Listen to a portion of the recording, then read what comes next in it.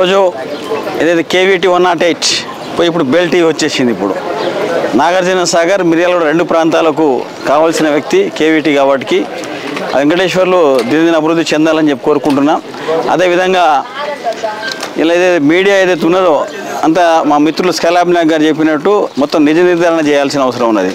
ఏదో మీడియా పెట్టుకొని తప్పుడు సమాచారం ఇస్తే అది తప్పుడు సాంకేతికం పోతుంది. కాబట్టి ఈ మీడియా ద్వారా ప్రజలందరికీ మంచి సాంకేతికం పోవాలి. అదేవిధంగా ప్రజల్లో ఉన్నది గుర్తించాల్సిన అవసరం ఉంది.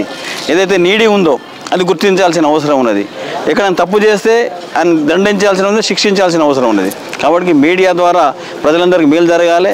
అంటే మీడియా ద్వారా ఒక సోషల్ యాక్టివిటీస్ కానీ తర్వాత మంచి అంటే పొలిటికల్ యాక్టివిటీస్ దీన్ని ఎక్స్పోజ్ చేయాల్సిన అవసరం ఉన్నది.